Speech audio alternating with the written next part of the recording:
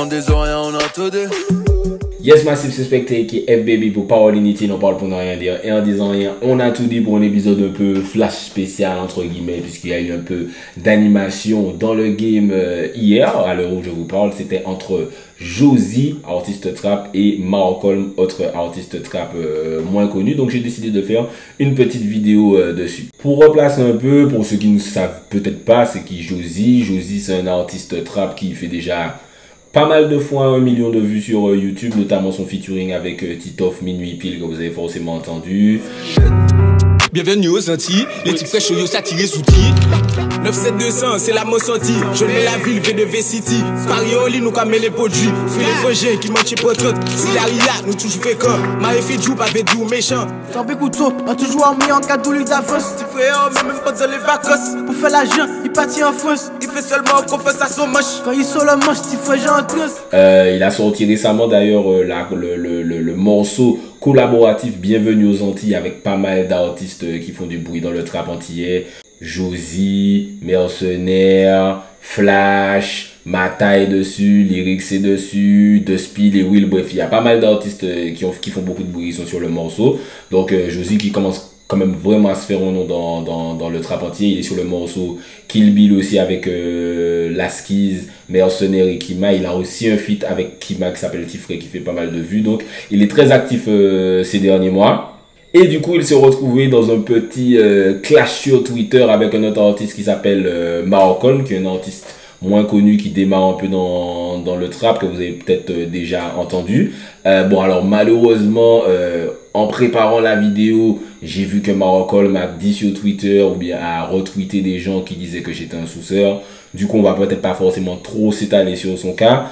Je tiens quand même à dire, tu vois, aux artistes antillais, il faut comprendre que c'est pas moi, en fait, l'opposition. Au contraire, tu vois, c'est-à-dire que c'est même un artiste à qui j'avais déjà donné un peu le minimum de force que j'ai, hein, tu vois. Sur Instagram, il n'a pas besoin de ça, il fait déjà des centaines de milliers de vues sur YouTube. Mais je l'avais déjà partagé dans ma story puisqu'on m'a envoyé un mail pour me présenter cet artiste-là. N'hésitez pas à m'envoyer des mails sur le mail qui est sur mon Instagram, c'est Parole Inutile quelque chose. Et j'aime bien faire découvrir des artistes, tu vois. Il s'est retrouvé dans ce clash avec Josie, je vais vous expliquer pourquoi dans un petit moment. Et moi j'aime bien, tu vois, commenter, faire des blagues, machin. Moi s'en boucle, moi faire blague, tu vois, ça va jamais changer. Et malheureusement, peut-être qu'il l'a mal pris ou que je ne sais pas. Donc il a décidé de retweeter des gens qui me traitaient de sous-sœur. Voilà, les artistes qui manquent de respect en public.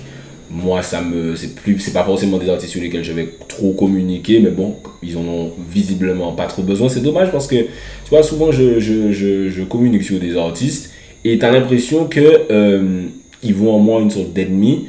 Par exemple, j'ai fait des vidéos sur des chroniques d'albums d'artistes que j'avais même pas envie d'écouter, hein, c'est pas ce que j'écoute sur mon temps libre du tout. Tu vois, j'ai fait des chroniques sur les albums et ces artistes-là, après, ont décidé de parler mal de Spectre FBB sur les réseaux. Je trouve ça dommage, mais chacun son choix. C'est pas chacun son choix, je vais y arriver. C'est pas forcément très malin, mais chacun fait comme il le sent, il n'y a pas de souci. Je vais revenir du coup sur ce souci entre Josie et Malcolm. Du coup, après avoir résumé, je vais donner mon avis un peu sur tout ce genre de clash. Donc, n'hésitez pas à rester jusqu'à la fin.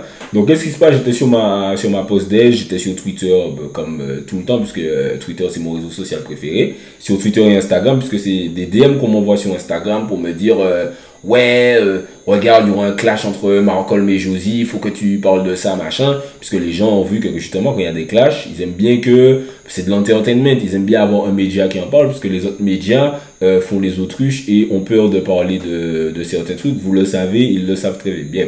Très bien, bref. Et du coup, moi je vais, et au contraire, au début, ce qui s'est passé, c'est que Josie a dit mon chiffre préféré c'est le 13, ou un truc comme ça. Et l'autre artiste habite au Gros Monde et le code postal c'est 97213. Et visiblement le 13 c'est son lyrics favori aussi, c'est son gimmick machin. Et il a dit ne tweet pas mes paroles, mes lyrics, mais pas comme Amadou. Donc en fait il a voulu faire une blague sur le tweet de Josie. C'était une référence à un lyrics de Josie aussi qui dit pas les bas maman pas échou, pas comme Amadou. Sauf que Josie a dû se dire, on ne pas connaître tout quoi. Enfin, Josie vive, on ne savait même pas que c'était un chanteur, etc. Josie l'a mal pris et lui a dit, malheureusement, Bon, pas même ça vous qu'à chanter. Allez, maman 13 fois. Donc, à partir de là, c'est là que c'est parti un peu en gossip. Ah ouais, on s'est vu au Saline et j'ai filmé ta meuf.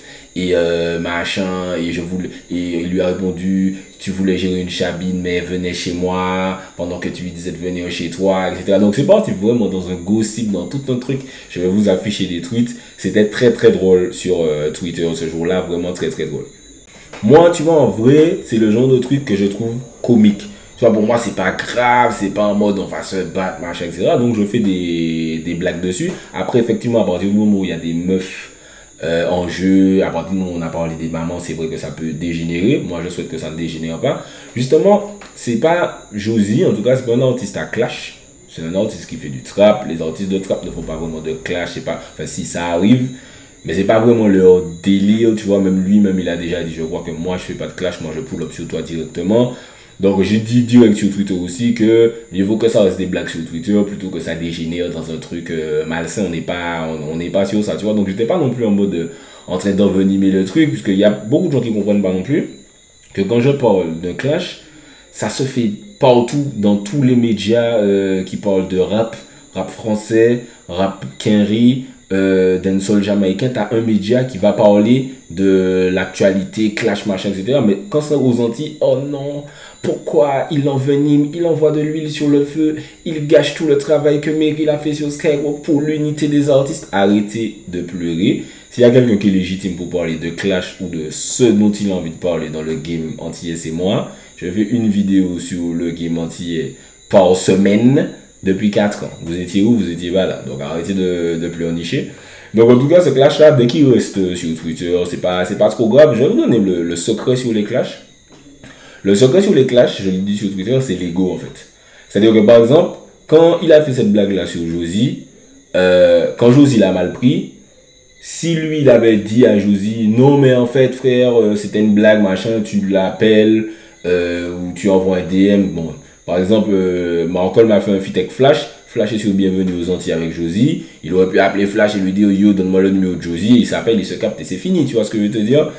Mais il y a ce côté égo. On veut parler de ouais, j'étais au Saline et ta meuf et machin et trucs, etc.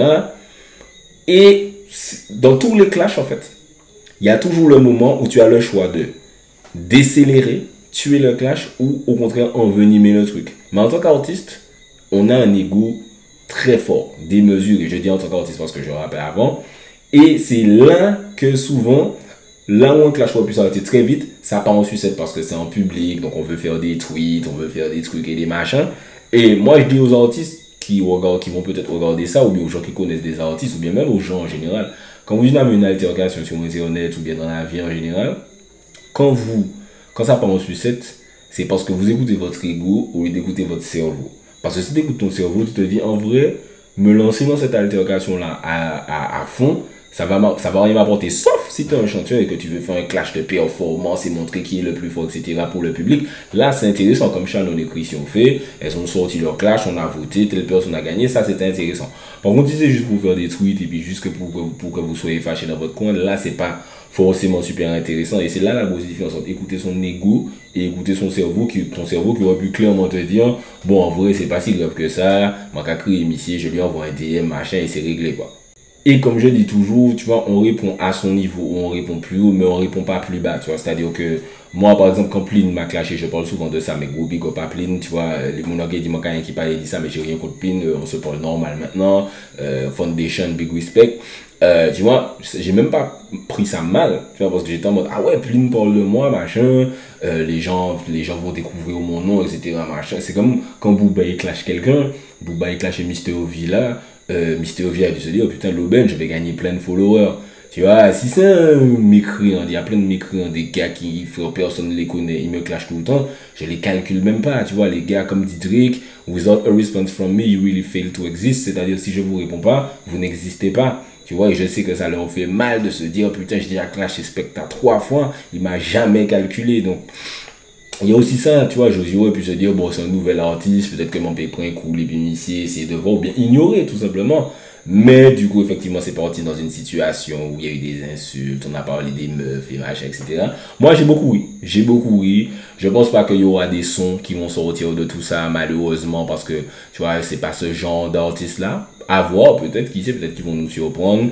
Mais en tout cas, c'est un peu ce qui s'est passé. J'ai voulu vous faire un petit résumé parce que je sais que beaucoup d'entre vous ne sont pas sur Twitter, sur Instagram. On me dit souvent merci de nous faire suivre les débats qu'il y a sur Twitter parce qu'on n'a pas envie d'aller sur ce réseau. Donc n'hésitez pas à me dire ce que vous pensez de ça. Est-ce que vous pensez que ce genre de clash devrait être évité? Est-ce que c'est nul? Est-ce que vous voulez absolument de la musique? Dites-moi ce que vous en pensez. C'était Spectre pour Parole Inutile. On parle pour ne rien dire et en disant rien. On a tout dit. On des oreilles, on a tout dit.